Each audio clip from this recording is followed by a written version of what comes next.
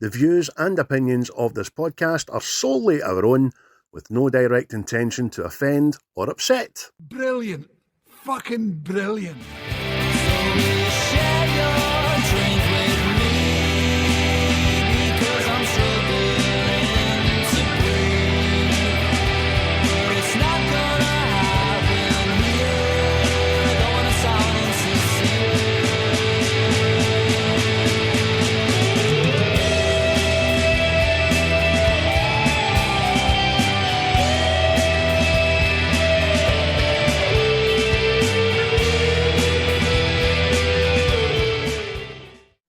Well, hello, we're back. It seems like we've not been away in quite a long time because we've sandwiched in a wee collaboration in between my last two episodes, but we'll talk about that in a wee while. Thanks for tuning in, everybody. Welcome to What's the Script, the very Scottish movie review podcast, hosted by myself, Craig, and of course, my cohort partner in crime, Chris. How are we, sir? Yes, I'm fine and dandy, tickety-boo, and all that jazz. How about yourself? I'm very well, mate. Very well indeed. All the better for having another excuse to watch this movie again for the, I don't know how many times, mate. I noted it and quoted it before I put it on again. The only thing I put it on for, well, the only thing I investigated was a bit of trivia. Do you know what I mean? It's been watched to death. I've watched both versions. I watched the original, which is what I've noted this on anyway, and then the recut, the Sylvester Stallone cut, which was done in 2021, which isn't a lot different, by the way. It cuts out the robot, doesn't it? Mostly. Aye. Aye. And I found out about the robot, why the robot was there in the first place, and it kind of made me think and go, well, I take that back now. But anyway, folks, listen, again, thank you for tuning in. You can find us on all the usual platforms: Twitter, Facebook, Instagram, YouTube, Spotify, Buzzsprout, Amazon Music, Apple Podcasts, Deezer, and all those good places where you might get your podcast from. A quick update on the socials. Facebook group is now sitting at 289 people. Thank you very much to all of them. The YouTube on the brink, 299 subscribers. Bastards. Oh, it's teetering. Maybe it's went 300 in the last 24 hours. I don't know. And Chris is now sitting at north of 1,800 followers on the X or / Twitter. But I can't see exact number now because it only just says 1.8 for the outside looking in. You'd be able to see the exact number, but it's over 1,800 anyway. Shout outs and mentions to our cohorts at Seismic Cinema, the Diabolical Boys, and of course, we're now best of friends, the Wreckfast Club, who we had such a laugh with on the last collaboration, mate. It was good fun, wasn't it? Aye. It was fun times, and it's opened my eyes to things in Armageddon that I've just totally overlooked. Like, why did they have guns? Mate, I don't know. That was me as well. I was enlightened when Mossy hut out with that, because they came on and right for the get-go says they were a bit was intimidated because we were meant to be the movie podcast. I was like, what the fucking hell? And they came up and found out more stuff than us. But that was a pleasure, boys. We look forward to appearing on your channel in the not too distant future. We already know the film that they're probably going to do, and if you want to know what that is, go back and listen to it. Drop us a like, a follow, and get the Wreckfast Boys followed as well as the Seismic and Diabolical guys as well. So, as always, Chris, at this point, at the start of the podcast, we like to catch up and we like to know what each other's been watching or listening to, or in general, what the fuck you've been up to. But what have you been watching? Anything good? Anything bad? Anything new? I would say they're good, but there's very few and far between what I was watching. I've been a kind of busy man this week trying to survive, because I went out Friday to somebody's party and started back working the Saturday. And I remember getting in the house at 1:15 in the morning, so you can you can imagine what the shift was like. Oh, can. Aye. Just walking about like that guy on fucking Omaha Beach looking for his arm. Fucking, what's happening here? I pick ones up and trying them on. That's no mine. Oh, that's black, that one. No, that's no mine. But my recent watches, they were smashing anyway. You've got the Gangs of New York, just tremendous film. Doesn't matter how many times you 100%. watch it, No. superb. And the Lincoln Lawyer with Matthew McConaughey, which is also smashing. So Aye. Wee classic, that man. that was the two I watched. In between Trying Not to Die. Trying not to die. Well, that is fucking not a lot for you, so you have been a busy boy. Really have been a busy boy. You're laughing at. You see that? Oh, you're such a busy boy. Walking about looking for a missing arm and using my other one to pull my plonker to Goofy. Again, a direct reference to the last collaboration with the Wreckfast crew. Aye. Get it, listen to it. Like I said to you last night, I seen Species, and what was the other one before that? From Dusk Till Dawn. Before I seen the Goofy movie, you know what I mean? But she got me there like the Express A train. Bing, bam, boom. A river of ejaculate I had never fathomed. Now I know what those poor villagers of Pompeii felt like. It's Paul Rudd that gets me all the time. Just I know, Brett you can't hold yourself. Just- But do you fucking just say that? Great, man. but enough of what I watched, mate. What were you into? What ocular delights were you into? Oh, lots and lots of stuff. As you know, I was away for the weekend there with my sons to Caravan in Dunoon and Hunter's Quay. It was absolutely brilliant. Just three boys of a certain age sitting around eating, watching telly in their scants. Do you know what I mean? In the caravan, not outside the caravan. It was great, man. But I've watched a lot, mate. I've watched another Matthew McConaughey cracker, The Free State of Jones, which I've seen before. Thoroughly enjoyed that. Armageddon, of course. I watched Beetlejuice again.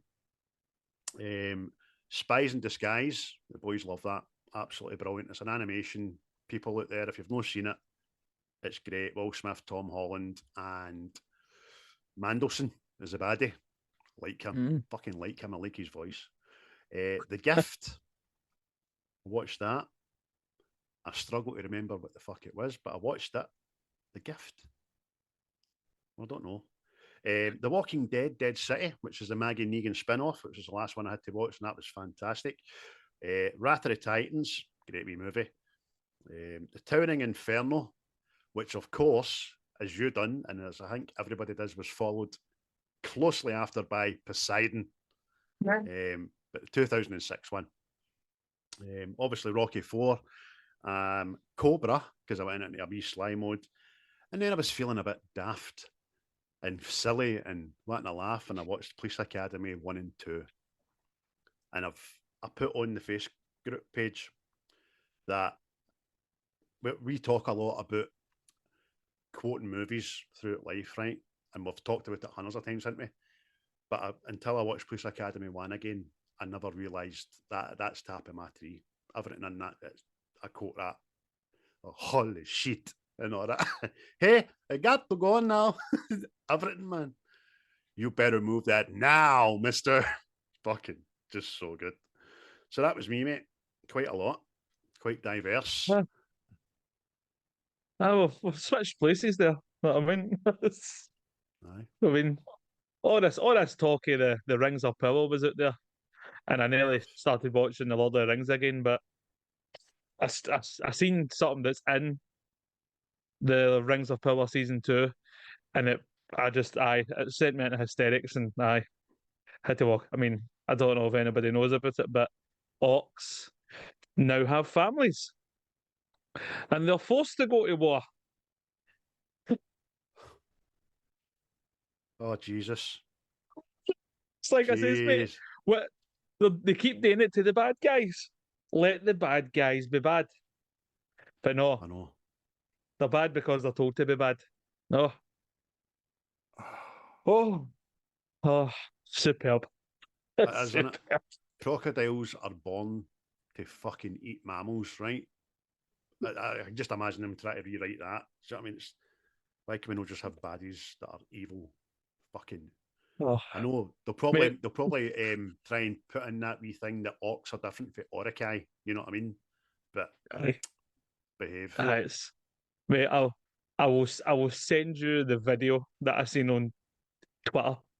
Oh, please It don't. is it's Please fucking don't. hilarious, hilarious. Oh, if it's Mate, funny, I'll watch it. remember the orcs are remember in the films they came out the grun in Mhm. sacks and they were already fully grown. Oh, that was the Orokai, wasn't it? Aye, but even still, there's a wee bambino orc.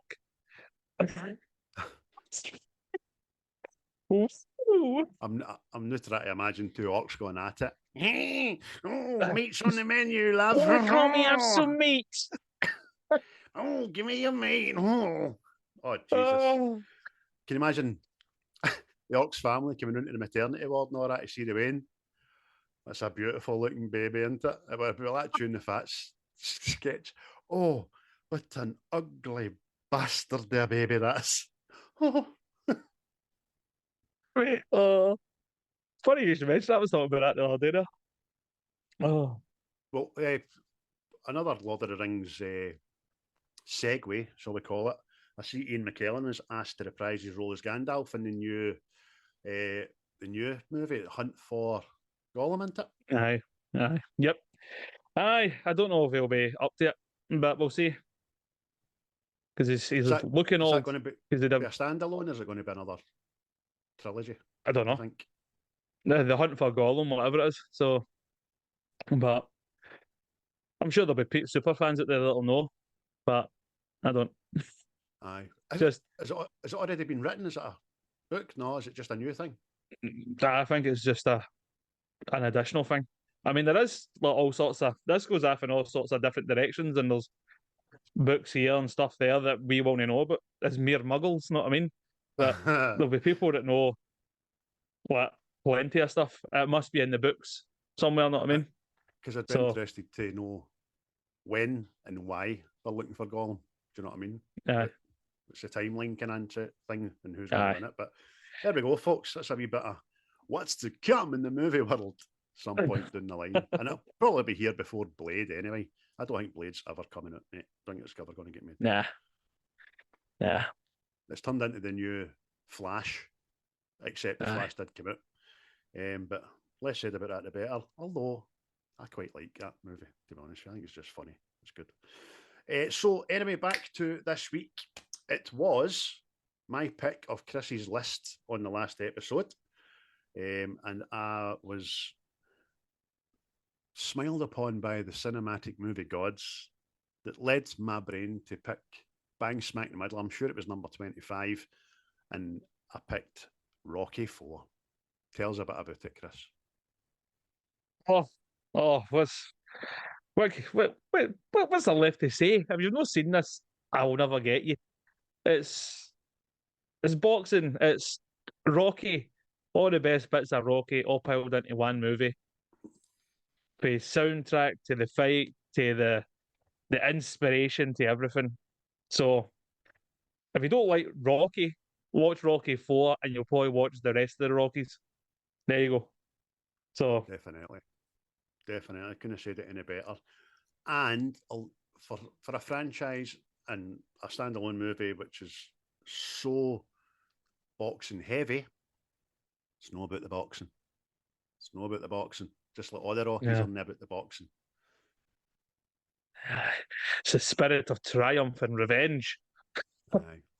So there's Sly looked at it. In fact, we'll get to it a bit of trivia regarding like it was actually no plan to be getting made and stuff like that. Rocky 3 was meant to be the last in a trilogy, but we'll maybe get to that. It was released, mate, in the UK a lot later actually than the States. It was out in 1985 in the States, but we never got it over here until the January after Christmas, 1986.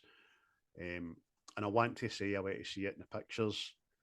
I really can't remember, to be honest with you. I would have been 7, so I might know have went to see it. If I did, I know who I went with. It would have been my mom's pal's boy who was 4 years older than me, Brian McDonald, who was slide aft man. But so who wrote, directed, starred in it, mate, and who else was the cast? Oh well, funny enough, yeah, it was Mr. Sylvester Stallone. Oh, He had his horns. Oh, yeah, it was all yeah.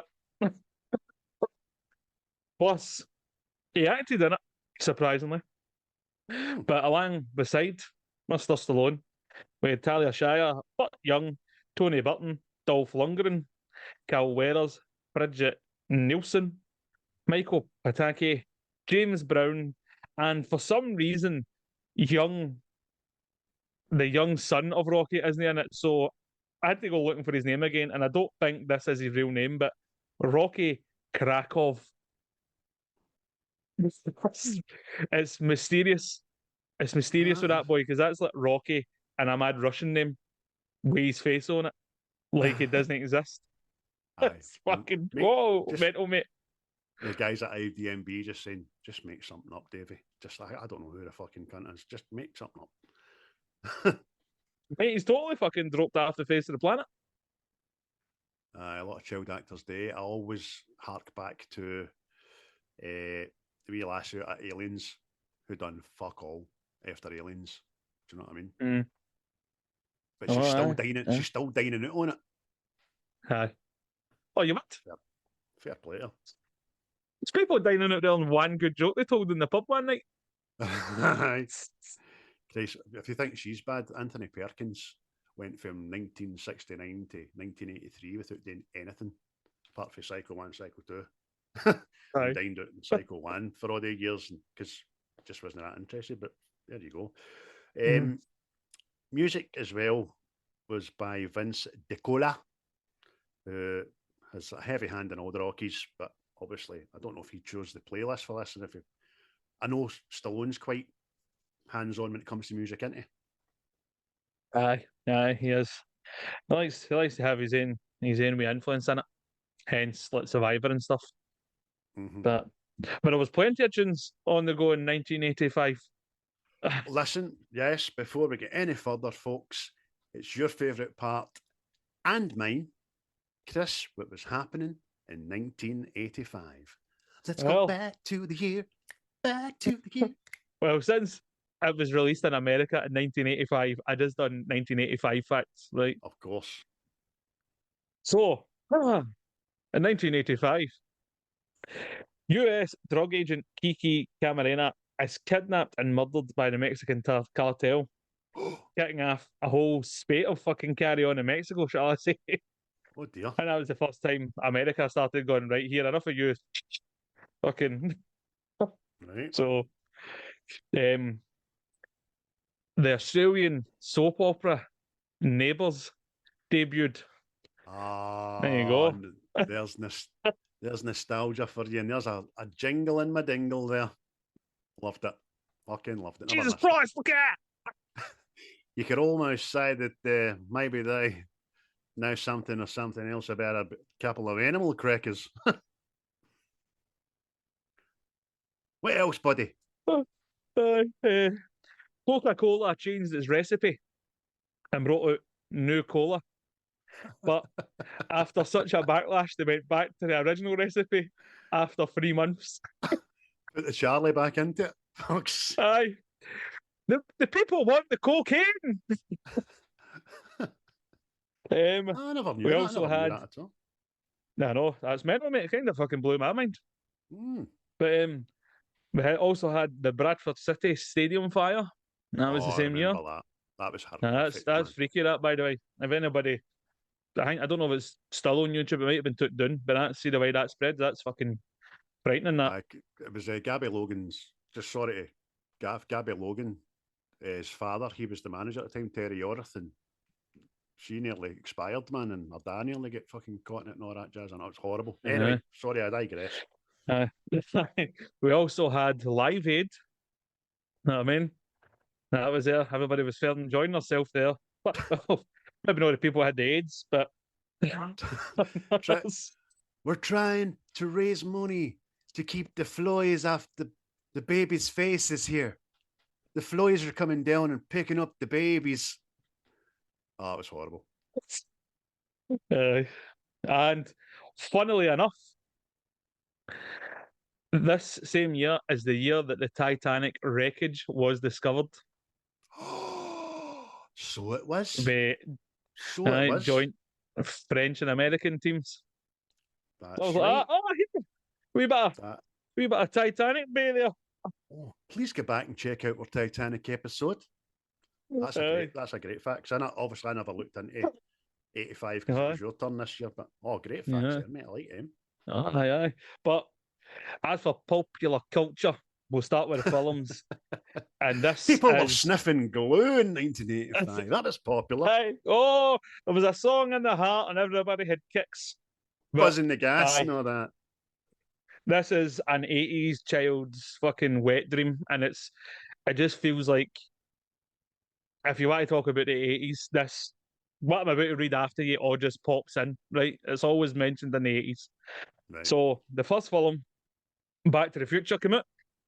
We had The Goonies, we had The Breakfast Club, Weird Science, Fright Night, Blue, Mad Max Beyond the Thunderdome. I stopped there, right? But there's fucking a plethora, to quote you, a plethora. Know what I mean? That's just 80s. 80s. Mate, see that last 10 seconds of information you afforded us there, it makes me just want to have a marathon of all the movies. That's amazing, isn't it? What a fucking year. Aye, telling you. Even the songs, mate, right? This is just some of the songs, right? We had Born in the USA by Bruce Springsteen, Summer of '69, Bryan Adams. We Don't Need Another Hero. Aye. I didn't know it was that early. Oh, there you go. There you go. We Don't Need Another Hero by Tina Turner, obviously. Raspberry Beret by Prince. Don't One of our favourites. Simple Mind. Aye. We Built This City by Starship. Take On Me by Aha. Wake Me Up Before You Go by Wham. And Like a Virgin by Madonna. Jesus. I now want to proceed my marathon with a wee disco. What a playlist that is, by the way. Aye. Just big hair, bright colours, and a can-do attitude. Aye, that was, do you know, I think 1985 was the year that was most prevalent, where every band had one of the guitar pianos. Aye. It was like a piano with a guitar bend on it. Would that be the same time with the piano fucking tie and all? Oh, aye. Piano tie or music notes on the tie. Aye. Oh, brilliant. What a time to be alive, mate. But I didn't know I was born. Didn't fucking know I was born. And as for famous deaths, here we go. I know. So I'll just say them right. Big Rock Hudson, he left us. Ricky Nielsen left us. Aye.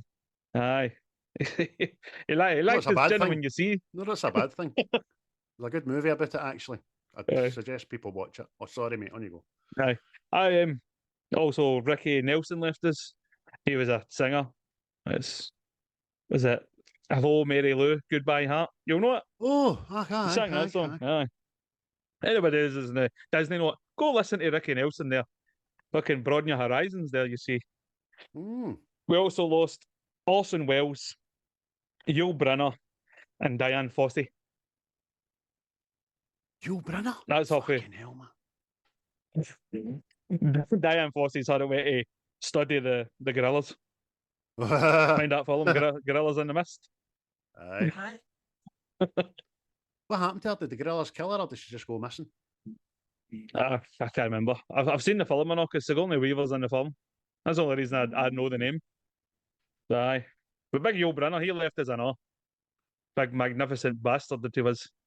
That couldn't have been long after he'd done Westworld. I'd like to say Westworld possibly was done early 80s, maybe late 70s, but another smashing film, which, of course, they try to make into a series.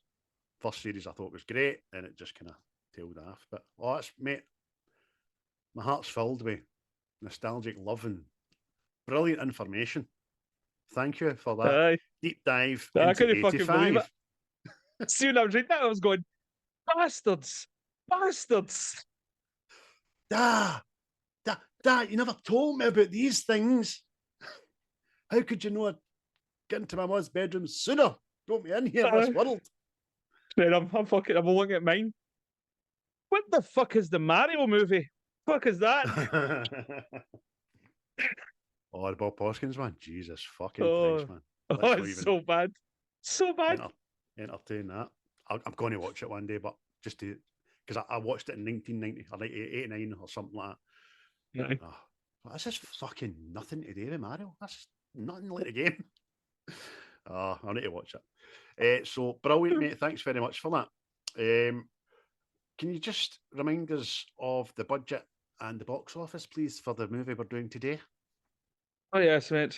Well, the budget for this movie was a smashing $30 million, according to the interwebs, which is good gone, considering what was this thing the other week there? It's millions upon millions. And worldwide, again, according to the internet, it brought in 300.5 million. So that's a hefty chunk of change it brought in there. Which was, and I think maybe still is, the highest grossing in the franchise with regards to the budget. Apparently, it was the most successful grossing sports movie for 24 years until The Blind Side came out. Which I've never heard of. I don't know if it was that one about the American football player. See with Sandra Bullock. Nah, it's off my radar. I'll not watch it because apparently that boy's family didn't get any money for the film and all that. So I don't know if it's been remedied. So we'll see. It better be. Listen, people in studios, I know you're all watching, like everybody else. What's the script? Because we can be found anywhere, as we spent a whole fucking series telling you. Pay the woman. Pay the fucking family. That's a sin. I don't even know anything about the guy. I don't know what he done or what he didn't today, but I don't like that. Do you know what I mean? I don't like that at all. One thing they want to say was, obviously we did a deep dive for the awards of a movie. And this movie received some prestigious awards. Didn't want an Oscar, but didn't want an Oscar. It had its Oscar. Rocky Man. That's enough for me. This movie got a Golden Raspberry, Marshall Trophy, the Golden Screen Award, and the Golden Trailer Award. So 4 titans of the awards world there. Yes. Plus, if it's correct, it also won 5 Razzies. I mean, worst actor for Stallone, worst supporting actress for fucking Bridget. Imagine upstaging Talia Shire, for fuck's sake. Worst director for Stallone, worst newcomer for Bridget, and worst score for a film, which I would just like to call bullshit. I would just like to call severe, grand amounts of bullshit. Aye. Now, don't get me wrong, right? Your Razzie watch, I don't look at the Razzies anymore because I know you like doing the Razzies, but that is horrible. And listen, I put that against what you've just informed us with the movies and the songs that came out. A lot of those songs were the scores for the movies that you mentioned, do you know what I mean? And they're all fantastic. But to say this was the worst, but the anthem is Hearts and Fire in it for this movie because it's done twice, obviously. I mean, by all your rain, pish, Razzie people. Mate, the sound, that's one of the things I wrote down. The soundtrack for this again is fucking on point. 100%. I mean, see, as soon as I mentioned what we're doing it, people started singing the Hearts on Fire one. Mm-hmm. Like people like, that's that fucking song, isn't it? I'm like, well, again, we're in different worlds to other people. I don't know what it is, but hey ho. If it were all the same, it'd be shite, I guess. I suppose it would be, but differing opinions has never been more evident. Usually, when we look at IMDb and Rotten Tomatoes critic scores, IMDb 6.9, which is just shy of 7, so that's kind of acceptable. Rotten Tomatoes 40% critic score. What you after? Aye. Not I mean, what you want? Exactly. It's no every you can't have a sports film that becomes War and Peace. Know what I mean? No. It's just not going to be. Aye, that is what it is. But like we said at the start there, there's a lot more to this film than the boxing. There really is. And maybe a lot of these people didn't realise that until they went away and came back to it and went, oh, well, 1985, it had the balls to embrace the fucking conflict with the Cold War and the bad blood between Russia and America at the time and stuff like that, you know what I mean? So ballsy, quite ballsy for a studio to greenlight it and Aye. Sylvester to write it. Big Sly was trying to fucking end the Cold War on his own. Somebody's like, I can do this with a fucking swipe of a pen here. I can do this with the fucking swing of my left paw. Watch this. Knock out a whole country of billions. For anybody that hasn't seen this or is wondering anything about it, a very quick synopsis is that Rocky agrees to accompany Apollo into the ring just one last time in an exhibition boxing match against the unknown Russian Ivan Drago. Drago, though, is far too strong for Creed and kills him in the second round. Rocky blames himself and is determined to defeat Drago. With the help of Duke and Paulie, he travels to Russia to take on Drago in the final match. Aye, and oh, does he? Does he sort it? No, I think he does. So, like, well, you just said it, mate. He ended the Cold War with that left swing. Aye, one haymaker at a time. Aye, exactly. Now, apparently, this film could have went on for another hour and 10, 15 minutes or something like that. Aye. But Sly cut it to come into about 1 hour 31 minutes, I think the movie was in its entirety. Pacing wise, excellent. The final cut, Aye. I thought. There's no room for a breath. There's no fuck about it. It just goes from one extreme to the other. Doesn't it? It's really well, man. Yep. Yeah, it's like you say, mate. There's I wouldn't go as far as to say non-stop, but what has to happen to follow the story happens, and it happens quick. No, I mean, there's they trimmed the fat right off it, shall we say? No, I mean, it's a lean piece of beef, but That is a lean piece of beef. aye. But like I said before, mate, I think it's got all the best parts of all the previous Rocky films. Like there's a revenge story in it. You know what I mean? You've got a villain that you're supposed to fucking hate. There's obviously the triumph of overcoming all the obstacles and all this. So it was, aye. Even Rocky falling out with his missus. So the greatest love story on film for a time, to be honest with you. And aye. even they have their fucking. But she used the cheek to fall out with him. Just Talia Shire, man. I'd have fell out with her for fucking breeding. You know what I mean? Morning. You talking to? Fucking. You say trimmed the fat and all that. I mean, the original writing for this was meant to incorporate Clubber Lang again for Rocky 3, apparently.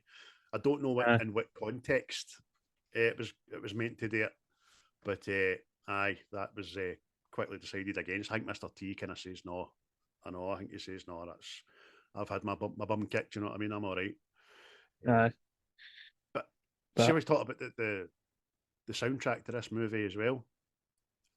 I think the reason it works so well, I mean, every time you hear a song for this movie, you know exactly what part of the film it is. And that's because, which, even though I knew it was heavy, it still astounded me. 32%, 31.9% to be more precise, of this movie is montages.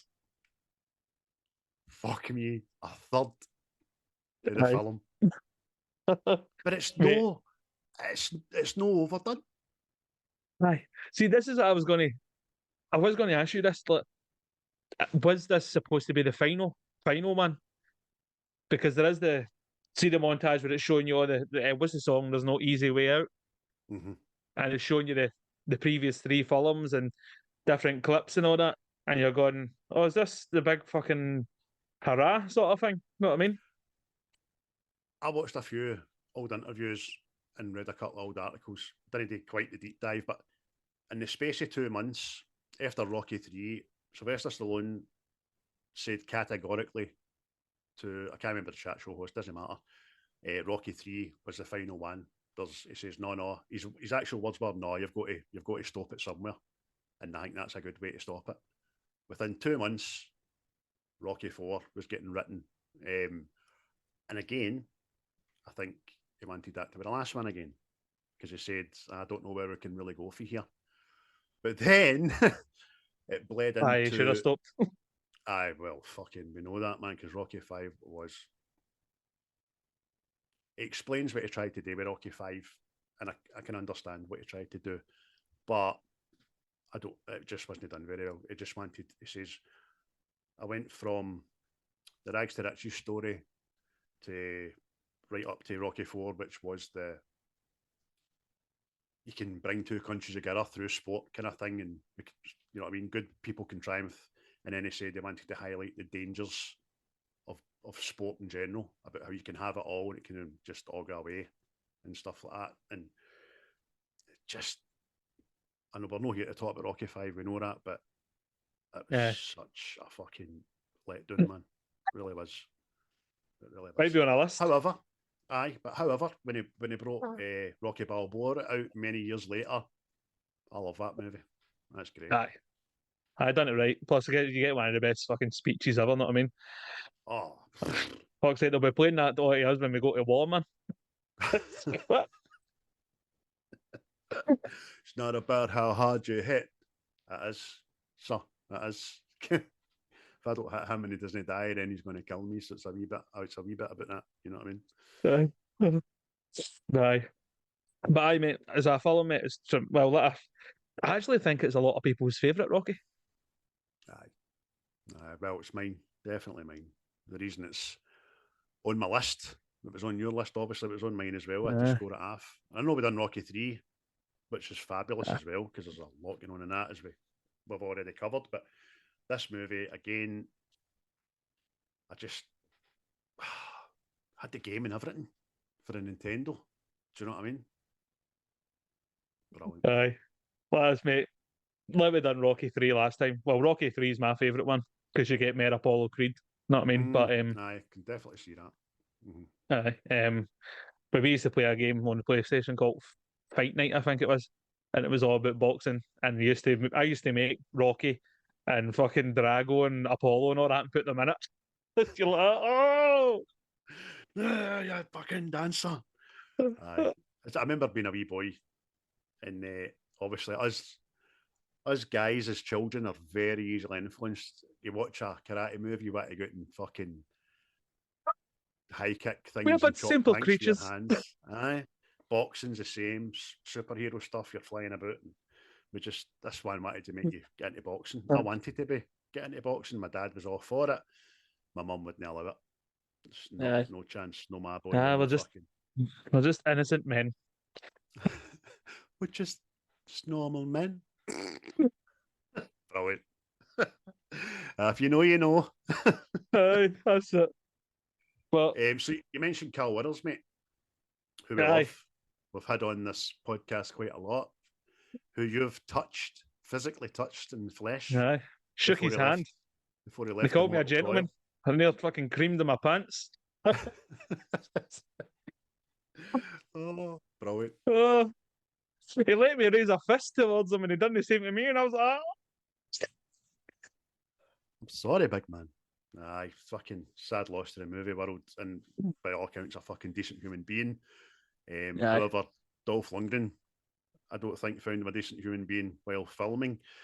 Dolph Lundgren and Carl Weathers really didn't get along and get into an altercation.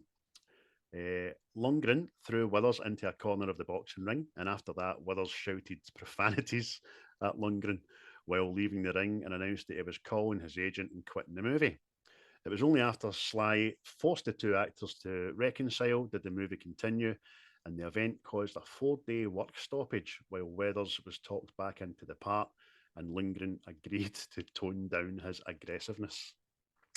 There you are. Well, he was asked to play a Russian. I mean, aye, but aye, he is. Aye, it's quite. As assuming you see that I mean, that obviously sticks on a lot of people's seeds. I think that again,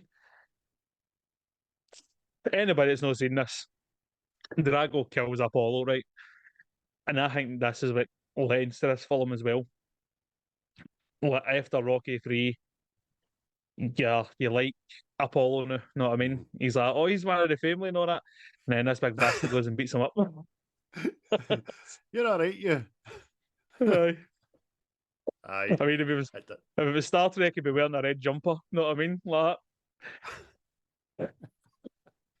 No, they always get killed, the red jumpers, cunts. Ensigns. Hey, Ensign, how you doing?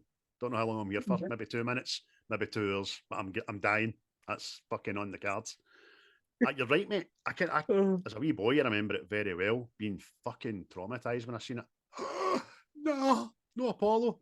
I can imagine, we know what Americans are like. You know what I mean? Like fucking whoopee. And just sitting in the movie theatre as an adult at the height of the Cold War, seeing a Russian kill an American in the sports arena. Oh, must have just get our backs up for the rest of the movie. Absolute rage. And what I say, isn't it? That obviously, it helps the film. Know what I mean? Because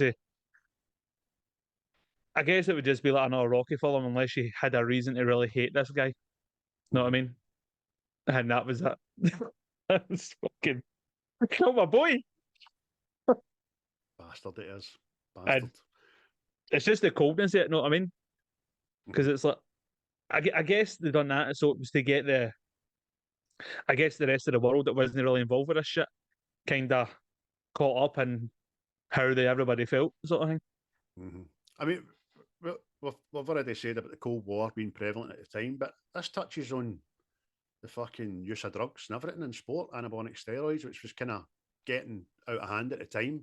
I think it was only a couple of years later that Ben Johnson was stripped of the gold medal in 100 metres and a lot more thereafter.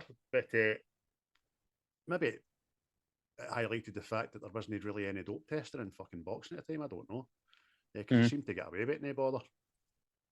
Oh, aye. Jagged in the ass. Getting changed.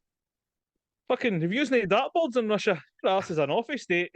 The size of that needle. That's like a fucking thermometer for a chicken. Wait, see when you see that? See when that guy into his there? I don't think you're like that. Jesus! Fucking, it's about your night. Aye, you're like, that's in the bone, that.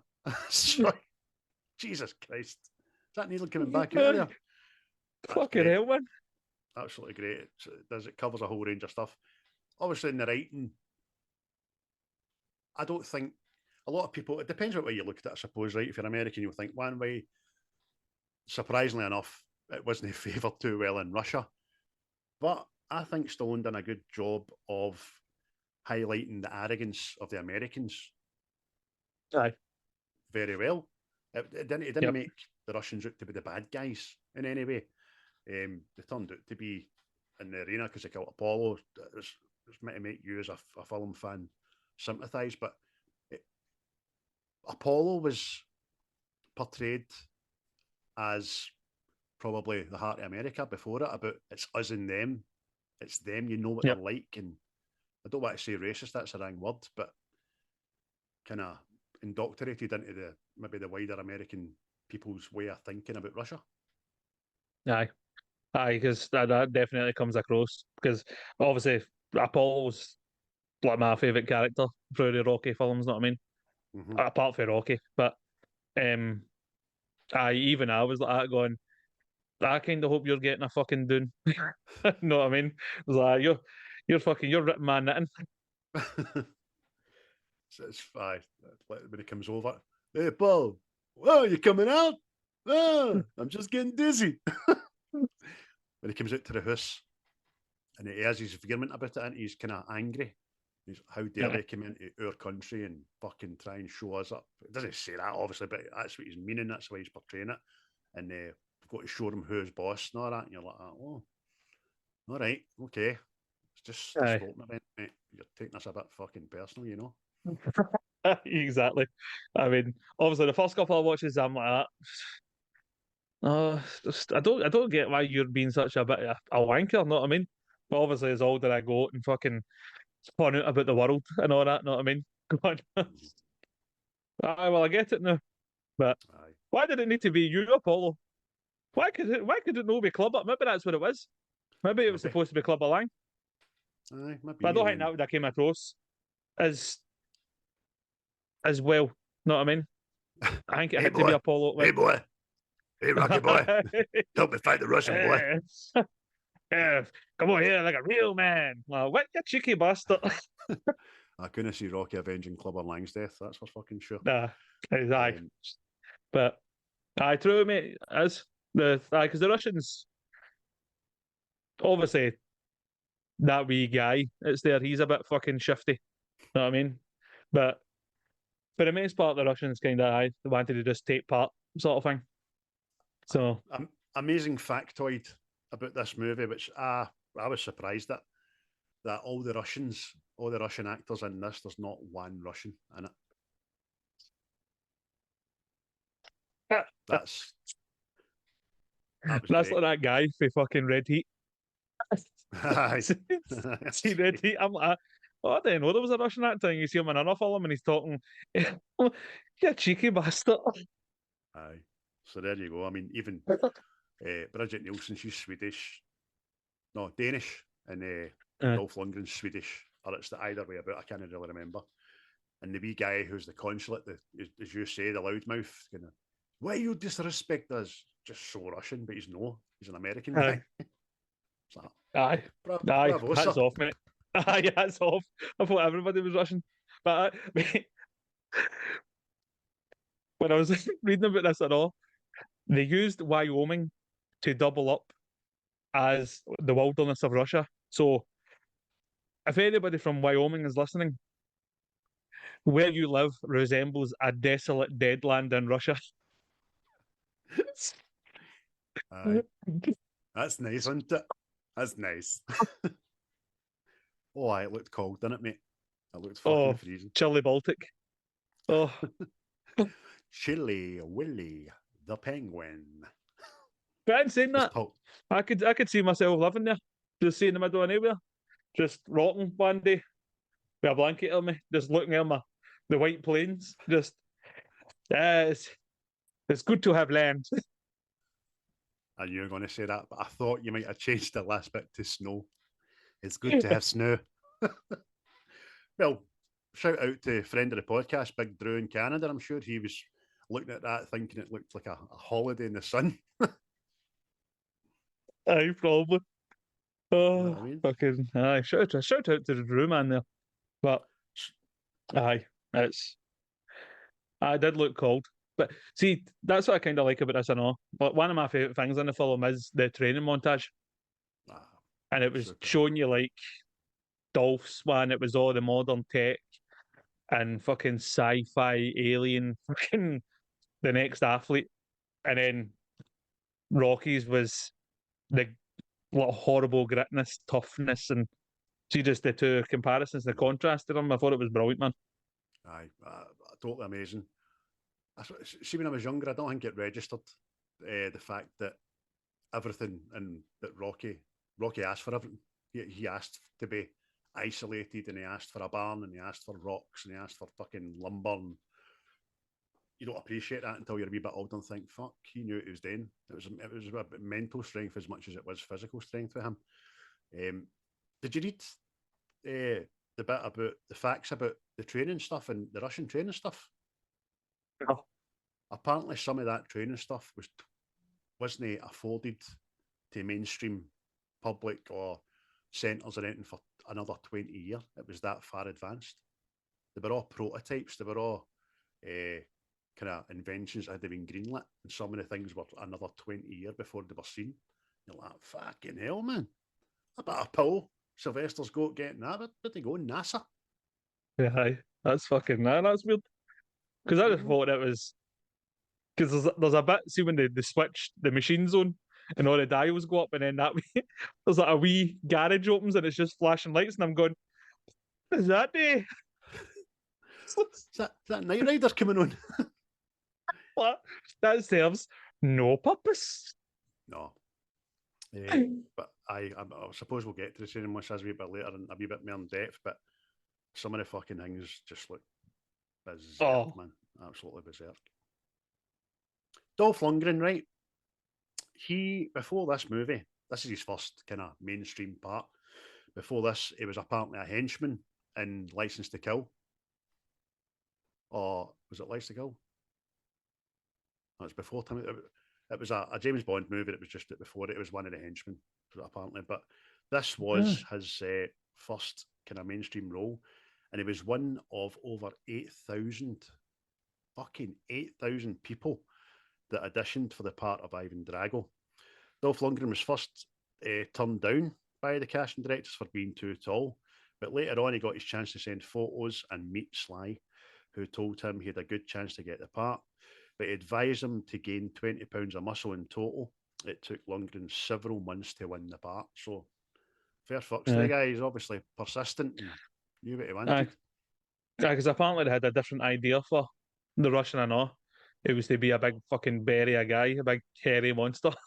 So, but, I mean, what a specimen that man is doing that film. Jesus Christ. Know what I mean?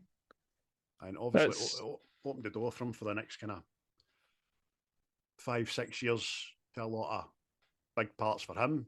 Do you know what I mean? Like was it Punisher and He-Man, Universal Soldier, all that kind of stuff. I think Universal Soldier's the first thing I've seen him in. And then backtracked, you know what I mean?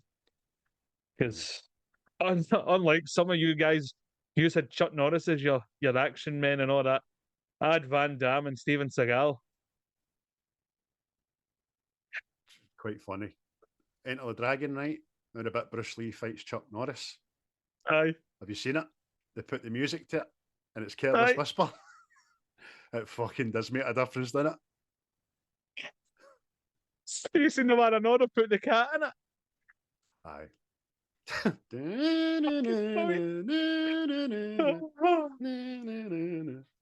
But superb, man. So there you go. You've probably read and probably wrote this down as well, but tell us about the obviously Sylvester Stallone wanted it to be as real as possible and instructed Longren that they were going to be hitting each other for real, didn't they? Right, see this wee factoid here. It is probably as oversaid as that lassie that was decapitated by a speedboat when Christmas time comes round. You know the amount of times I have heard this factoid? But if you don't know, I don't know how you don't know, but obviously during the filming of this, Big Dolph punched Sly that hard, his heart rattled off his ribcage and was hospitalised for 9 days. So it's now you know. Tell people what you have learned here today. I mean, as Chris alluded to, we've kind of been hearing this for years and years. It's no a secret, but if you're no too privy with the story of the film, then it might be an interesting fact for you. I hope it is. That being said, Dolph Lundgren was asked in an interview some years later about it, and he can neither confirm or deny that the whole story is true. He says, there was I remember Sly going to see a doctor, but whether that happened or not, I couldn't tell you. All right. Have you seen Sly today? If he dies, he dies. Aye, definitely. He's a method actor, as Dolph. Fucking no half. Did you know Big Arnie helped train him for the part? That's a good factoid, I know. That just shows you how much Schwarzenegger did fucking no like Sylvester Stallone at the time. That's how much they were competing. I wouldn't say don't like. I would say the two as we've said in many reviews beforehand, the two of them were vying for the position to be the ultimate kind of action hero in that era of the 80s and 90s. So I will train you. Come over here. What are you looking at? Aye. Aye, because apparently that's what Stallone was saying. He hated Dolph Lundgren because he was too perfect. Know what I mean? Fucking good looking, tall, muscly, and all that. Know what I mean? He's like, I wanted to beat him up. Okay. Good for you, mate. Aye, but as you said, that he did envisage the part being. I can't remember who it was that cast for it, but it was far too big and it was far too muscly. And Stallone did say, "Look, nobody's going to believe that Rocky could fucking beat you, mate." So I had to look elsewhere. That's quite interesting. But I just want to give a special shout out to Paulie and his two fallings in the snow. It still makes me laugh. Always, Aye. fucking always, mate. Ah, Wait, I do sometimes. Aye. Again, quoted to the day we die. If I have a wee trip. Ah. Oh, it's great. There was a wee factor about Tony Burton beating fucking Stanley Kubrick at chess. I don't know why I wrote that down. That's a lot of shite. Bridget Nielsen, obviously she was quite prevalent in a lot of Sly's films run about this era because it was bumping her. Fair play to you, wee man.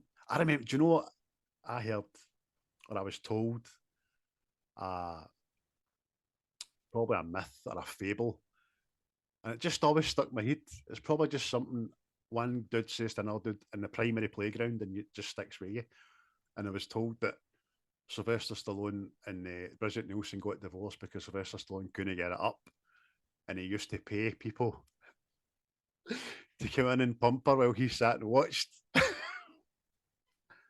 That's probably no true. Somebody told me that as a wee boy. Just totally stuck in my head for to this day. It just shows you how times change.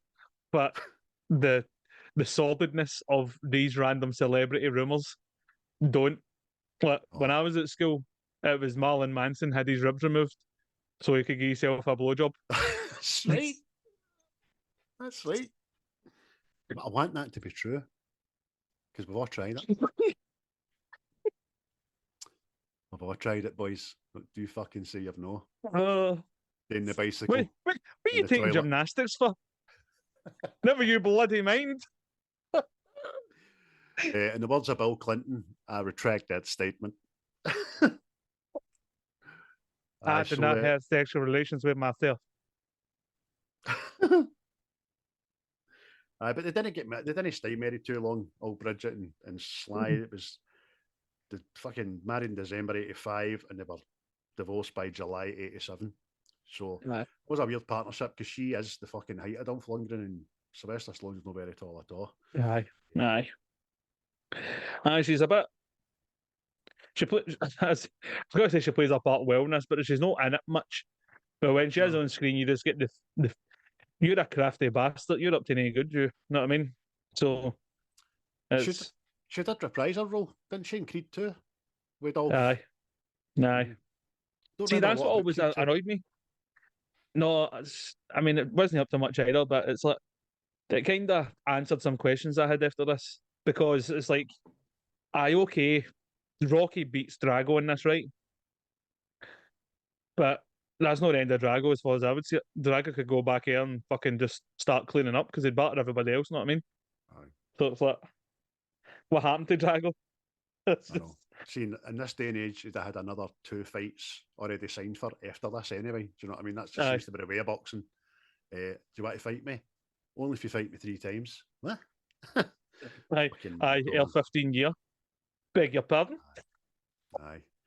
I just can't wait to retire and I see fucking Tyson eventually fight fucking Joshua. That'd be funny. If Tyson's still boxing, if he still wants to do it, because you'd never know.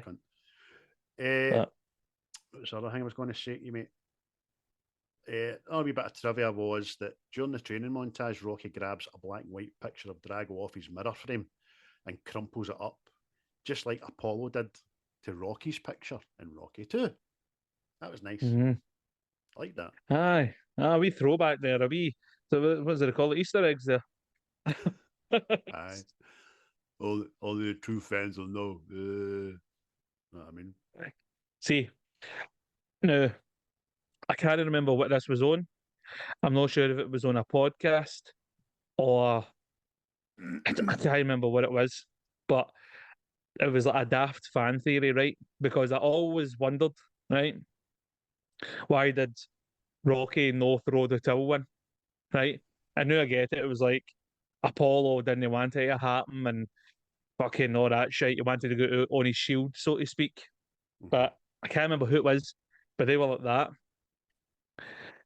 That Rocky actually wanted Apollo to die, and that's why he didn't throw the towel. Because you know how when they have a fight at the beginning, you know how it's like the end of the last film and it's the ding ding, and we all, who won that fight? Well, this I can't remember all the ins and outs yet, but it was along the lines of Apollo won it, right? And if he won it and like Rocky threw in the towel, Apollo would have said that he beat him and all that shit, you know what I mean? And it was like Rocky didn't want that to get out there, so he let him die in the ring. And I'm going, that's fucking dark, that. That's horrible.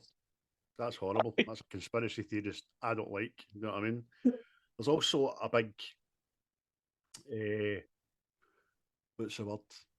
A big unanswered question about the belt, about the World Championship belt and who actually holds it and all that kind of stuff. And it's prevalent in this film for some reason, because we know Rocky puts the belt on Apollo's fucking coffin. And then I think it was rewrote into the story just at the last minute that it wasn't a sanctioned boxing match under the heavyweight boxing, whatever, because they wouldn't license it. Aye. Aye. But it's fucking it's not even it's not the only kind of fan theory conspiracy thing that's kind of connected to this film. No. Because for anybody that doesn't know, right, see the next film, it's they've obviously changed the actor that plays Rocky's son in it to Stallone's real son, right? And he's a considerable age older than him. So it's like, and I thought this was darker on me, but I was like, but if that's true, that's fucking dark. Apparently, what they were saying was, see, after this fight, Rocky, Paulie, his wife, the trainer, didn't get to leave Russia for years and were held as like political prisoners. And you know how Rocky, he's got the injuries and he can't fight professionally when he gets back to America. Apparently, that was because of the torture methods the USS Aberdeen. I know how he comes back and he's skint. Apparently, they used up all the wealth to try and buy the way back to America. And I was like, that. Oh, Jesus, that's dark. Aye. I don't know who said that, but whoever it was must have been watching Rambo 3 at the same time. Or Rambo 2, was it? Rambo 3, aye. That was another Russian-American thing fought in Afghanistan. Which was just nuts. That's wild, that. Fuck, cunts just have got too much time but it was because obviously the boy's age. Because the boy has aged, what, we'll say fucking 3-4 years, and the time it takes him to come back for Russia. Know what I mean? It was like easy. But I always found that between 4 and 5, I always wondered at what point during Rocky's most important match in his history at the end of Rocky 4 did either him or Adrian decide to put the family savings into a wrong investment. You know what I mean? Fuck that happened. So by the time they fucking touched down, cunts were like repossessing the mansion, weren't they? You know what I mean? Aye. That escalated quickly. Aye. It's just because again, what I say is that mad theory. It was because of all that shit. You know what I mean? How the fuck? How was their money man so fucking out of touch and all that? And they come back and they need to punt everything. They're back into know what I mean? Aye. Plus, I think they were saying like she wants to get back and Rocky's talking to the people. They're in like a mad fucking shitey air hangar, know what I mean? And it's like, would you know come through the airport like everybody else were? So it was like a hostage exchange, know what I mean? I was like, That was a consulate handing them it's... back to America. But aye, funny man. What was your favourite scenes in it, mate?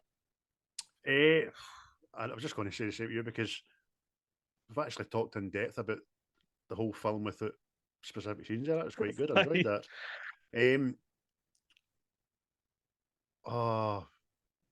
Just going to pick the whole, right, I'll just pick one. The whole Creed Drago fight was tremendous. Obviously ends tragically, but it just goes for Apollo seeing the newsreel to Apollo visiting Rocky to the press conference to fight night. And fight night's a fucking spectacle. And it was done at the MGM Grand. Aye. And it was done superbly. Stallone says as well that all the costumes that everybody, the dancers and the jugglers and the band and all that had, they weren't even part of the design. They just found them in, like, was it Paramount or whatever studios that done this, had them at hand and they just flung them on these dancers and all that, and it said it looked fucking tremendous. The way a lot of people didn't register when Apollo comes down, there's a big iron bull behind him, and that's Drago's name, the Siberian Bull. And fucking obviously Apollo's dancing, and he just does that bump, and the Siberian Bull breaks apart. But Dolph Longren says he broke character in this as well, because to his credit, Dolph Lundgren's credit, it was his idea to change Sylvester Stallone's mind about how to play Drago.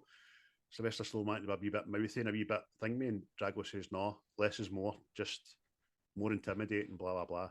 But he says he broke character because he'd never been to the MGM Grand before, and he came up. That's brilliant, isn't it, the way he comes up for the floor and just looks about, and he says, you see, in one of the scenes, and I looked for it, and he did see it, he goes, like that. Do you know what I mean? And that was, he says, I couldn't help it. I just had to go, fuck me, this is amazing. Aye. So that whole spectacle was great. James Brown, obviously. Aye. Living in America.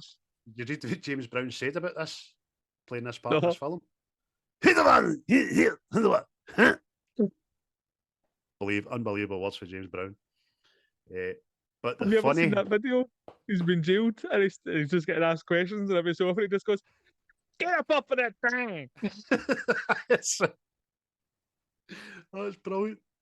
But before I hand it over to you about your favourite scene, I just want to give a big shout out to James Brown's band, who just looked like Sexual Chocolate out of Coming to America. And there's no hesitation, honey. Sexual Chocolate. It's fucking good. So good, mate. Aye, mate, that's one of my favourite bits, man. I've already said the Rocky training montage. You said I'll say the end fight, because the end fight is just fucking epic. You know what I mean? Just see if real boxing was like that, everybody would watch it. Everybody. You know what I mean? It was just because even how there's prosthetics for the swollen eyes and the cuts and all that, even they were better than obviously the way back to the first Rocky. You know what I mean? He'd like Play-Doh wrapped around his nut and all that. It's just, That's right. It was just, aye. There's a whole, and then it's like, oh, the way it's just, but because apparently see that the fight itself had its own script, had a 30-page script for just the fight at the end. What did that say? Left, right, left. Aye. It ties into the fact that to shoot the final fight was over 3 weeks. Aye. Mate, it's just... The twos were absolutely fucking... Were exhausted because we were there for like 10, 12 hours a day for over 3 weeks, man. Aye. It paid off, man, because it's superb, man, because you get wrapped up in it and all. Because the way it kicks off, it goes back to the Apollo fight that Drago can't be beat and he's fucking leathering Rocky, and you're going, oh no, man. No the boy.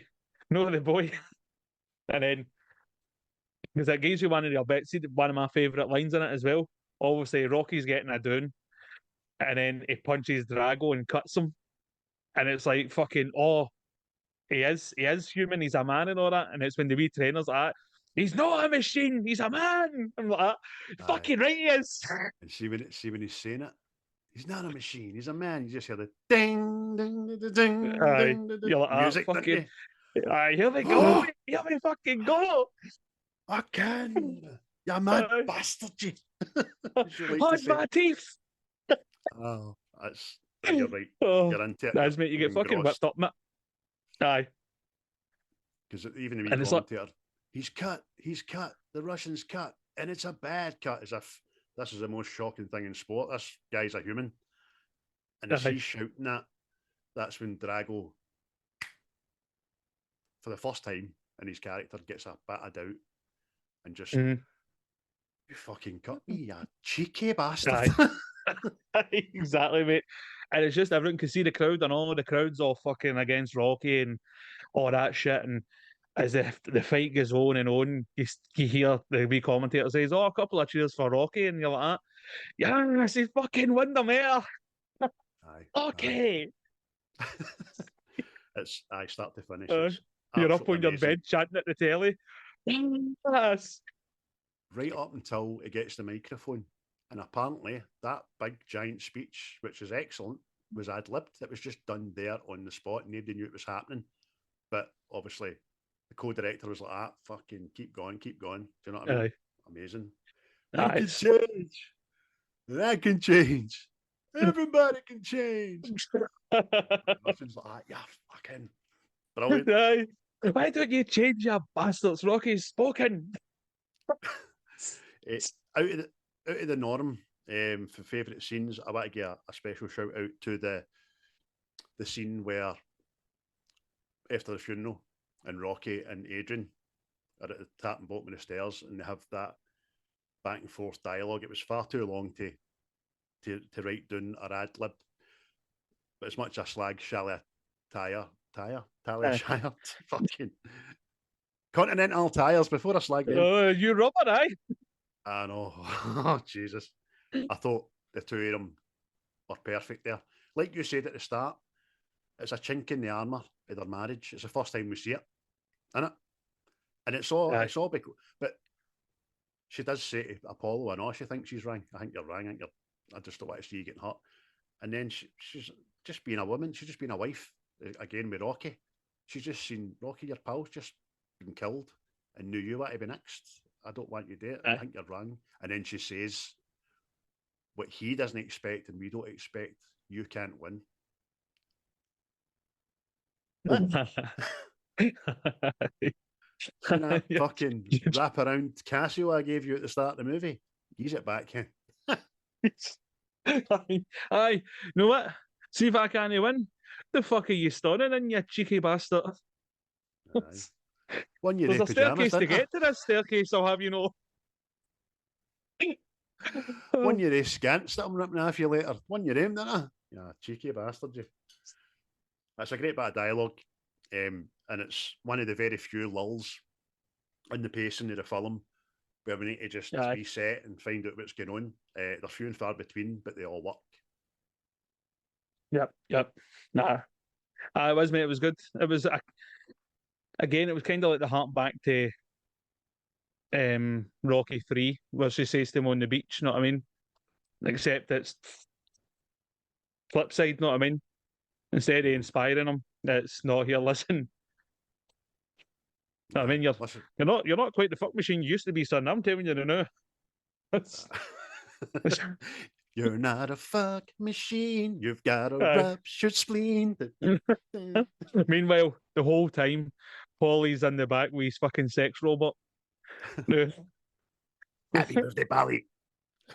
We need to talk about this robot. Yes, right. I was going to work up to that. On you go, mate. Tell the people. Mate, right. Again, watching this, the robot, it's Paulie's birthday present. It comes out. Happy birthday, Paulie. Plays a mad fucking daft song and all that.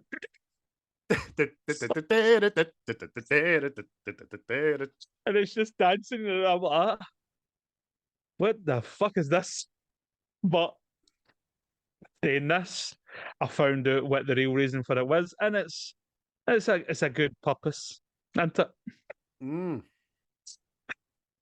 turns out that this robot was created by a guy to help children with autism, and one of Sly's boys had autism. Well, it was his boy when it had autism, Aye.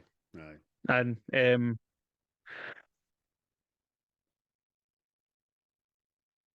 to kind of get it out there to promote it, sort of thing. He wrote it into the film. You know what I mean? Which now knowing you kind of feel bad like that. Get that to fuck. But then again, Sylvester Stallone saw fit to fucking write it back out again in 2021. You're like, aye, Aye. Rick. But but no anybody will know that unless they look it up. It was to help children with learning difficulties, autism, ADHD, which special Aye. autism wasn't recognised back in 1985. It was just that fucking cheeky bastard Wayne. You know what I mean? That's what the Oh, society you're would a call you. bastard there, Wayne. A bastard. Is that two Chewing the Fat references in the one episode we've done? Jesus Christ. And here's another again, mate. Another wee favourite bit of the movie you love. Oh, well, but I think we covered my favourites, mate, because see just the whole Apollo's fucking entrance. It's a thing I look forward to. Just for the pure spectacle of it. Know what I mean? I had actually ordered the fucking see the hat he's wearing to wear it now. But Amazon next day delivery, fucking wink wink. You know what I mean? It's not here. So know what will happen? It'll probably appear the day or the morrow, and I'll have a fucking hat. That doesn't it? Aye. I remember I was going to use that for. That was a good day. Yeah. Well, you can obviously take a photo, send me it. I can stick it on the socials when you do get it, Aye. mate, before you send it Well. back to the bastards. Aye. And I'll just say, see the training montage. I think it's just, also think it was Sly kind of showing off, going, look what I can do. See when he's on his shoulders and fucking Ben lifting his body up the way and all that, you're going, aye, you're not bad at that. But can you finish a family-sized bag of Rebels yourself? Aye, you need to eat the coffee, mans. You do. I like coffee sweeties. Aye, that'll never no be impressive, that fucking Aye. hogging your legs in midair. Just as much as the sit-ups at the top of the barn when he hods it at the end and then Aye. slowly lets himself down. I'm like that. You fucking magnificent bastard, you. I hate you. Know what I mean? Aye, But mate, it's fucking... He does a power lift of a horse-drawn cart with Adrian, Paulie, and Duke in it, and he said that was he wanted to get that in there as a tribute to one of his heroes. It was a guy who played Hercules in the 40s or something like that, whose name escapes me. He said it was a fucking struggle, but he got it up there. And that you're right, mate. The training montage as well. They synced in well, back and forth for Russia to America. Well, not both in Russia, but Drago to Stallone, doing the kind of same exercises with different equipment. It was fucking fabulous because Drago was obviously powerlifting while he was lifting up a horse and cart and all that. Rocky was running up a mountain while Drago was on a treadmill that was escalating. And that looks fucking... that looks fucking hellish, man. brutal. His knees hit the treadmill before his feet. Aye. And again, that training montage we see that we've not seen, and it's emotion for Drago. He's struggling because it's fucking that so. See that thing he's in and all? I know, mate. It's as much as he is the bad guy, man, he's a tortured soul. Of course he You is. know what I mean? Just a room full of people like that. Nah, one more, mate. What you mean? Fuck's sake. I'm bleeding through the eye here. One more. Up the stairs. Aye, I suppose the writing is meant to make us believe that he's a manufactured product of the Soviet government to come over here and embarrass the Americans in their own backyard. But so you're probably right, mate. He's a tortured soul. And then I think Creed 2 kind of alludes to the fact that his country fucking shunned him, really, didn't they? Aye. Yep. Uh, Yep. You're But a I thought, you're a fucking disgrace of a man. Getting beat by a little midget bastard. Have this turnip and go away. You'll be locked in a room and forced to watch Masha and the Bear every day for 2 hours. sit there and take 1 imperial credit per second, or I beat you like old shoe.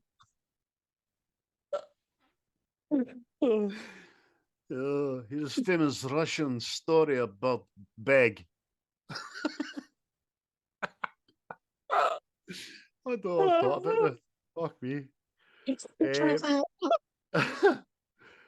I want to let's go into some cracking dialogue, mate. Let's use a couple of lines, mate, that just fill you with fucking pride. I've already said a couple, mate, but I'll say that wee guy just when they're talking about Drago measuring his punches. And he goes, "It's very simple. What's that? Whatever he hits, he destroys." Brilliant. Aye. But Brilliant. see the way he does that? See the way his face is and he looks like away? It's like you expect it to like freeze and go do. It's brilliant. It's just throwaway, but so smug. You know what I mean? I'm telling the world, whatever it hits, he's fucking annihilating here. Aye. I'll give you one, which bring a tear to a glass eye at the time, by the way. And it's when they're going out to the ring in Russia, and Paulie just breaks character. It doesn't break character, but he does something totally against his own character. And he has a wee word with Rocky. Rocky's focused on it. He says, "Hey, Rack, there's a lot I could say about this man.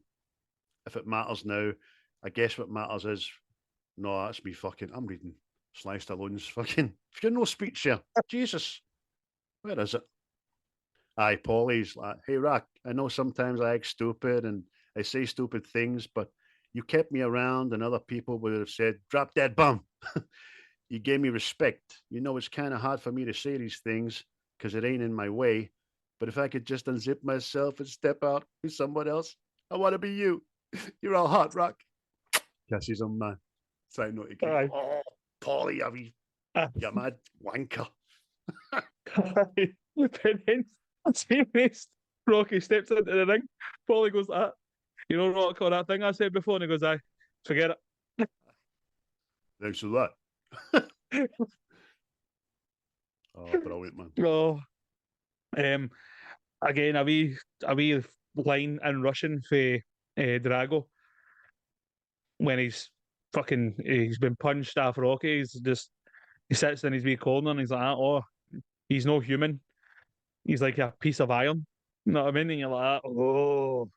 Aye, there you go. That's the first fucking chink in the armour, innit? Right after he's been cut, it's smashing. Aye. Obviously, we said with the trainer, Duke, he's not a machine. See that, mate? It's fucking tremendous, man. Aye. Me and see my young brother Div used to say that about a lot of fucking things, man. just pure stupid, man. But back to Lord of the Rings. See when Aragorn's fighting with the Hidorikai, and he stabs him and all that, and he's like, "He's not a machine!" Like, you've watched the right thing here. Duke is a very underrated character in the franchise. Another guy that's sadly no longer with us. To be fair, he doesn't get a lot of airtime in it. He's always just been Apollo's trainer up until we got a better look at him in Rocky 3, as you said there, where him and Apollo are kind of inducted into the family. Hey, come on in. No, I mean, good guys. In this, I don't think I wrote it down. I didn't. When he comes up to see Rocky, "Hey, champ, how you doing?" And then he has his wee heart-to-heart with him about Apollo. Apollo's like a son to me. When he died, a part of me died. But and then he says, "You're the one," about 40 times. "You're the one that's next in line. You're the one that's making the tea. You're the one that didn't pee in the toilet. You're the one." But I'm taking a piss out of it, but it's a cracking wee speech, man. Aye, as mate, aye. I was going to mention that. Aye, because I did feel at the time like that. soon Rocky didn't throw in the towel and all that, and he's like, throw the damn towel. You're going, you fucking, come on, come on. Aye. I want to come back to you on that. I've got a wee bit of a question to ask you about that anyway. But Aye. any other But I lines? like his character and all, because even when they're in the fights and all that, and he has to go in and break it up, he's like, see when he throws the sponge on the cunt, and they're like, you doing your cheeky bastard? And he's like, there you go, Rocky, son. Supposed to be an exhibition. Brilliant, man. Any other lines, mate? Oh, this, if he dies, he dies. It's fucking, use it for so many, I've said it so many times, it's fucking unbelievable. It's, it's just Aye. people lying drunk at house parties. If he dies, he dies. Your brother all right? How? He's on that couch, he's no fucking getting up. If he dies, he dies.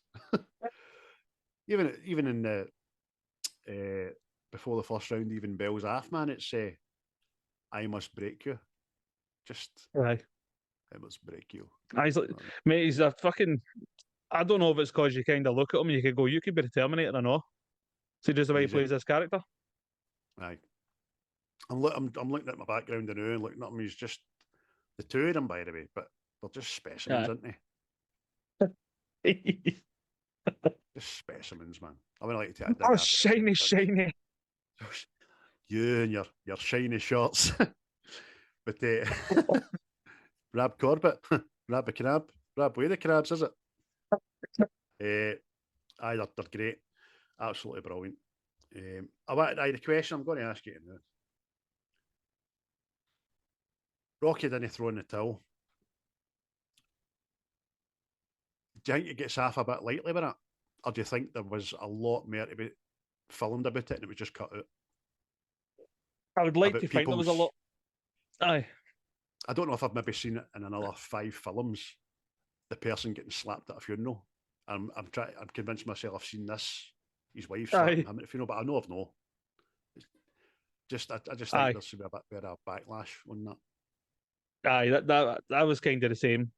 Because I suppose what you're kind of, well, see when I watched it today, because I did think about it, because I'd already wrote it down like you, why there wasn't a backlash. Why Duke takes the day with him when he's got to fight Drago. I know the motivation would be, we're going to get this bastard back, sort of thing. But you see at the funeral, you kind of see Duke in the background, see when Sly's talking, and Duke's fucking pure staring at him like, you're gonna get fucking hood justice, buddy. Aye. I'm going to run a zip right up your back. Duke's at the back of him like fucking Mirren's Da in fucking Baywatch, Braveheart. When he puts his head down, he goes, Aye, that was, man. It just, aye. That was always enough thing with me, I know. Aye, look. You can obviously write it away as if everybody is fucking gutted that you didn't throw a towel in. However, they all know what Apollo would have fucking made you a promise. Do you know what I mean as well? But aye. Same time, sometimes promises need to go out the window for the greater good in that, for people's health. Aye, mate.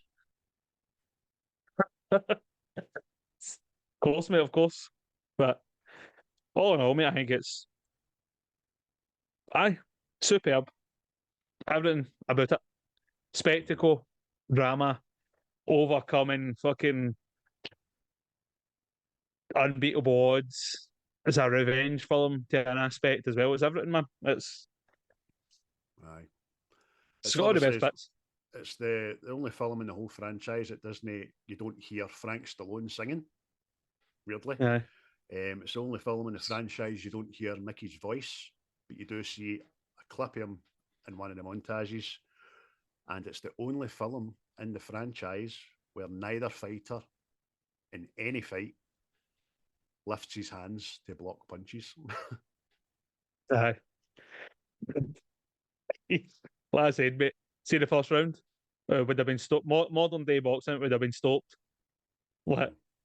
Aye, but it's a spectacle of a film, innit? It's cinema. It's pure cinema. Because was made in China. No. Because they're just, well, for me anyway, you get pure engrossed in it, caught up in it. You get caught up in the story, going, oh, you bastard, you've killed his pal, aye, revenge, get him. And then it's this little aspect of having to overcome a superhuman. Know what I mean? And aye, ticks all the boxes for me, really. Aye, you're right. Pure emotional investment is what I would call it, because you're reeled in Yep. and you've no time to get back out again and have a cup of tea. You're just in there for the journey and the duration. So on that score, my man, I think we've covered quite a lot. Oh no, one more question. See, in the Apollo fight, when Drago and him, they just came out and they're dancing around and Apollo's jabbing him and all that.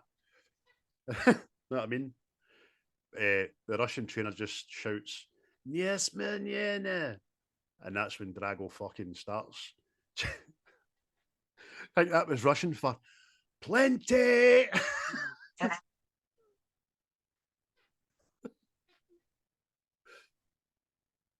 That's plenty. No, it's quite well that. Drago, the streetlights are on your mosh shouting on you. I've got you in the second tier, son. Don't let me down. We've got 15 turnips and many rubles on this. Come on. Aye. As man, brilliant. All I say is it's people's favourite Rocky. So, and I've heard that man a couple of times. So it just shows how good it is. Well thought of. Aye. As I say, like you love 3 as well, and it's just pips 4 for you, and I'm kind of the same with 4, just pipping 3. They're just so good. I've got a wee night off a night before I get the boys tomorrow. I might actually just start from the beginning again and give them all a year. And there's worse ways to spend their evening, isn't there? Oh, of course. What do you get out of 10, my man? Oh, you just put me to that question there. Oh, I'll get a 7. I'll stay in line with a 7, mate, because I'm sure I gave Rocky 3 an 8, maybe. Right, okay. Let me But that just is a check close. It's close to being an 8. It'd be a 7.9 if I had my way. I'll just double check what I had on IMDb there, and it's a 10 for me. And it's not because it's going to. It's not because it won all the Oscars or anything like that. It's just it's fucking a perfect movie for me just to. It is. Get right Well, we had the DVDs, see the DVD box set, and my younger brother would put the 4th one on first.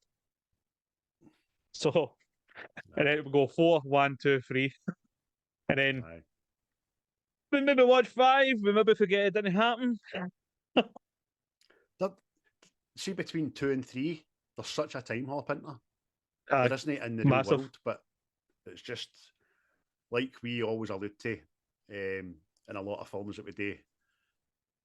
Old America, old New York, old Philadelphia, and all that looks fucking desolate as fuck, man. And then all of a sudden, boom, Nike, shiny things. Do you know what I mean? It's no dark, it's just shot differently. But anyway, we digress. So a 7 for Chris and a 10 out of 10 for me, which is purely a selfish score in my part, sorry. There we go, folks. That was Rocky 4, 1985, written, directed and starring Sly Stallone, who was pumping Bridget Nielsen. Or was he? Was he paying someone to pump, or was he sitting and watching, pulling his wee wire? Who knows? Let's hope so. Aye, I want to kind of believe that that's true. As fucking haunting as it is, I just believed it as a wee boy. So there we go, folks. We are, as always, available on all the platforms that I suggested and told you about at the start of the podcast. I don't wish to go over them again because I'm a lazy bastard, lazy man. It's coming up for 5 o'clock at night and I need to FaceTime my sons to see how they got on at school. But thanks for watching. Thanks for listening. We always say, do us a wee favour, like, comment, share. You'll be doing us a massive favour. Word of mouth is the best way to grow anything. And I mean anything. Apart from your willy, because the more I say it, grow, it's not happening. So word of mouth doesn't work in that sense. But unless you're a wizard. Leviosa. You're a wizard, Harry. Am I? Where did you get that? All right, there, tripod Potter. Hermione will like that in her fucking wizard's sleeve, let me tell you, young man. Young sir. Mad fucking Rom just sitting eating sweeties. Oh, Harry. Mad Snape. Ronald Weasley. Potter. Oh, he's a sadly missed guy, I know, isn't he? Yeah. Nearly forgot. What's the next film, mate? What's the next film? I fucking nearly forgot about that. Well, sir, it is your pick from the list of Bruce of his cinematic classics. So 9, 17, 19, and 34, and 50 are all away.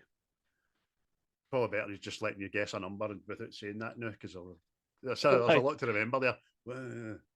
Oh, well, since I went with your last choice, I'll now go with your first choice. And I'll go number one. Oh, you big jobby person. Next one is a comedy that we both enjoy very much. Having spoke to one another. It's We're the Millers. Yes. Andy Serkis and Jennifer Aniston, to name but a couple of the cast. A funny fucking film that I don't think got or gets the recognition that it truly deserves. It definitely doesn't. I'll need to score that off my own list. Thought you might. I thought you might. But a bit of tactical pick me for Chris the last couple of times there, 50 and 1. I thought I was being flagged on bang smack in the bullseye at 25, but I'll have a wee think about it next week. But I'm happy to say the two of us keep coming up with bangers so far. So good. So, got to like it. You've got to like it. So there you go, folks. This is Wednesday. This will be dropping Friday, which means nothing by the time you listen to it, because it will be Friday. So just like to say thanks again. Goodbye from me. Yeah, it was goodbye for me. Cheery bye. You will never find a more wretched hive of scum and villainy. We must be cautious. The views and opinions of this podcast are solely our own, with no direct intention to offend or upset. Brilliant. Fucking brilliant.